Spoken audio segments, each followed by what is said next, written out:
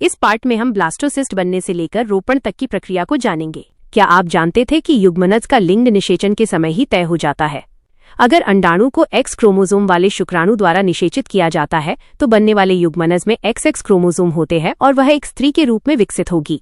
हालांकि अगर Y chromosome वाला एक शुक्राणु अंडाणु को निषेचित करता है तो बनने वाला XY युग्मनज एक पुरुष के रूप में विकसित होता है। इस तरह शुक्राणु ही भ्रूण यानी शिशु का लिंग तय करता है। अपने निर्माण के एक दिन से थोड़ा ज्यादा समय बाद युग्मनज फैलोपियन ट्यूब में नीचे खिसकना शुरू कर देता है। साथ ही युग्मनज में समसूत्री विभाजन माइटोटिक डिवीजन भी होता है और हर अगले विभाजन के साथ पुत्री कोशिकाओं की संख्या दोगुनी हो जाती है। इस विभाजन को विदलन कहते हैं, जबकि बनने वाली पुत्री कोशिकाओं को ब्लास्टोमेयर कहा जाता है।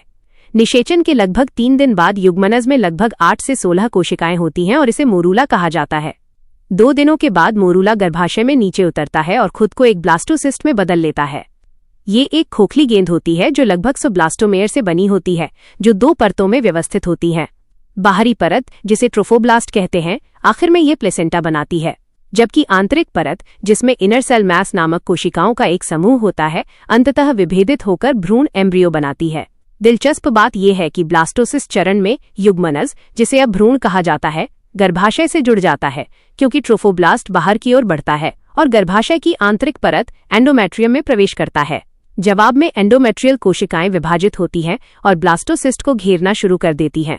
इससे ब्लास्टोसिस्ट अंदर धंस जाता है और गर्भाशय में स्थापित हो जाता है।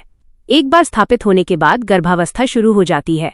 इसके अलावा स्थापित होने के बाद इनर सेल मास की कोशिकाएं बदल जाती हैं और भ्रूण बनाना शुरू कर देती हैं। इस तरह भ्रूण का बनना एक जटिल प्रक्रिया है जो निषेचन से शुरू होती है और भ्रूण के स्थापित होने के साथ खत्म होती है।